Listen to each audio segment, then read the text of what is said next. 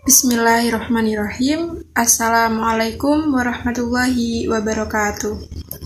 Perkenalkan, nama saya Isma Aziza dengan NIM 21410102011. Baik, di sini saya akan menjelaskan tentang konsep pengembangan kurikulum berdasarkan Undang-Undang Sisdiknas dan Undang-Undang Otonomi Daerah. Untuk yang pertama, saya akan menjelaskan mengenai konsep pengembangan kurikulum berdasarkan Undang-Undang Sisdiknas Nomor 20 Tahun 2003. Menurut Undang-Undang Sisdiknas Nomor 20 Tahun 2003 tentang Sistem Pendidikan Nasional, kurikulum adalah seperangkat rencana dan pengaturan mengenai tujuan, isi, dan bahan pelajaran serta cara yang digunakan sebagai pedoman penyelenggaraan kegiatan pembelajaran untuk mencapai tujuan pendidikan tertentu.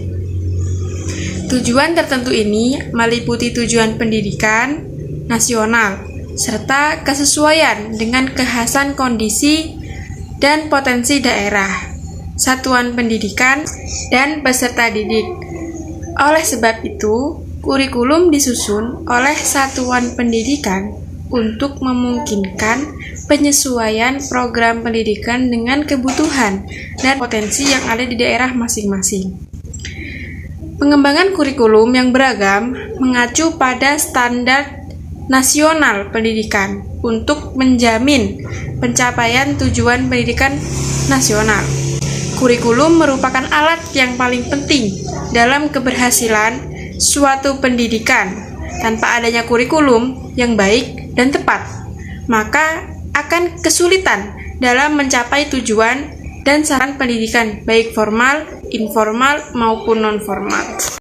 Sebagaimana yang telah dituliskan di dalam Undang-Undang Sisdiknas Nomor 20 Tahun 2003, Pasal 36, terdapat 4 ayat. Yang pertama, pengembangan kurikulum dilakukan mengacu pada standar nasional pendidikan. Nah, standar pendidikan nasional itu sendiri ada 8 macam. Untuk yang pertama ada standar isi, kedua standar proses, ketiga standar penilaian pendidikan, keempat standar kompetensi lulusan, kelima standar didik dan tenaga kependidikan, keenam standar pengelolaan, ketujuh, standar pembiayaan pendidikan, dan kedelapan, standar sarana dan prasarana. Kita harus mengacu pada standar nasional tersebut untuk mewujudkan tujuan pendidikan nasional. Ayat 2 yaitu, kurikulum pada semua jenjang dan jenis pendidikan dikembangkan dengan prinsip diversifikasi sesuai dengan satuan pendidikan, potensi daerah, dan peserta didik.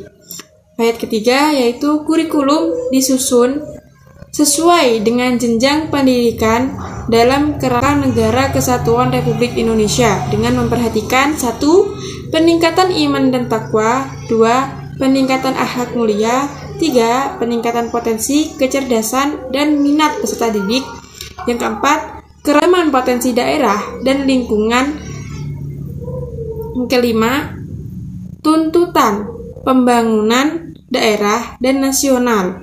Yang keenam, tuntutan dunia kerja. Yang ketujuh yaitu perkembangan ilmu pengetahuan, teknologi, dan seni.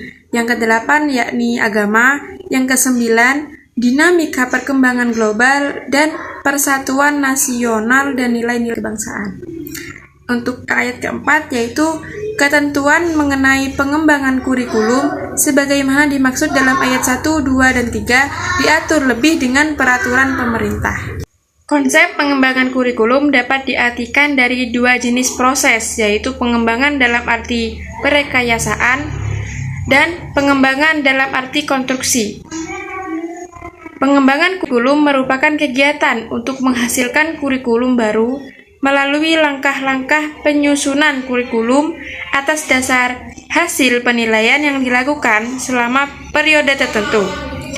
Proses pengembangan dalam arti pertama terdiri dari 4 tahap, yaitu menentukan fondasi atau dasar-dasar yang diperlukan dalam pembangunan kurikulum. Yang kedua, menentukan pembentukan konstruksi, yaitu mengembalikan modal kurikulum yang diharapkan berdasarkan fondasi. Nah, yang ketiga, implementasi pelaksanaan kurikulum, dan yang terakhir yaitu evaluasi, menilai kurikulum secara komprehensif dan sistematik. Nah, proses pengembangan kurikulum dalam arti kedua yaitu proses pengembangan secara mikro yang pada garis besarnya melalui 4 proses kegiatan, yaitu merancang tujuan, merumuskan materi, menetapkan metode, dan merancang evaluasi.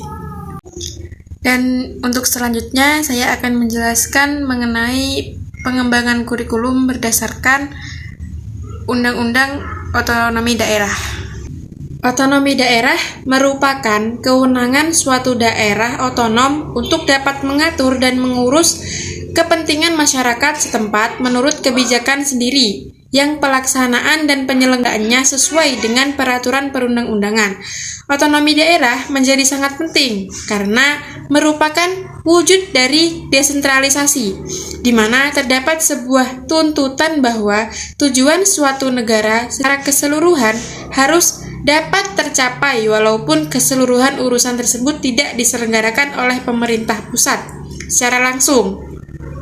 Otonomi daerah merupakan wadah untuk berkembangnya penyelenggaraan pendidikan di daerah. Berkaitan dengan hal tersebut, bidang pendidikan termasuk di dalam urusan pemerintah yang konkuren. Hal tersebut berarti bahwa kewenangan mengenai urusan di bidang pendidikan dibagi antara kewenangan pemerintah pusat dengan pemerintah daerah. Adanya ketentuan tersebut tentunya harus diselenggarakan dan dilaksanakan sesuai dengan prinsip akuntabilitas, efisiensi, serta kepentingan nasional. Dalam hal ini, bidang pendidikan termasuk ke dalam salah satu urusan pemerintah yang wajib diselenggarakan oleh pemerintah daerah, yang kemudian diperjelas di dalam melakukan pembagian urusan tentang pembagian urusan pemerintah bidang pendidikan. Termasuk juga kurikulum. Dalam hal ini, pemerintah pusat memiliki kewenangan untuk menetapkan kurikulum pendidikan secara nasional untuk yang meliputi kurikulum pendidikan menengah dasar, PAUD, dan non-formal. Misalnya, dalam hal ini diketahui bahwa saat ini sistem pendidikan nasional menggunakan kurikulum 2013 untuk pendidikan formal. Adanya penetapan kurikulum menjadi kewenangan pusat adalah bertujuan agar penyelenggaraan pendidikan yang berlangsung di setiap daerah dapat berjalan secara merata dan seragam dengan berdasarkan kepada kurikulum yang telah ditetapkan. Untuk melengkapi hal tersebut, maka pemerintah daerah provinsi diberikan kewenangan dalam hal menetapkan kurikulum muatan lokal, pendidikan menengah, dan pendidikan khusus. Sedangkan daerah kabupaten atau kota diberikan kewenangan untuk menetapkan kurikulum muatan lokal pendidikan dasar, PAUD, dan non-formal. Kurikulum muatan lokal yang dimaksudkan dalam hal ini yaitu program pendidikan yang dirancang oleh Dinas Pendidikan Daerah untuk dilaksanakan dalam proses belajar mengajar kepada peserta didik mengenai kebudayaan daerah setempat. Mungkin hanya ini yang dapat saya sampaikan.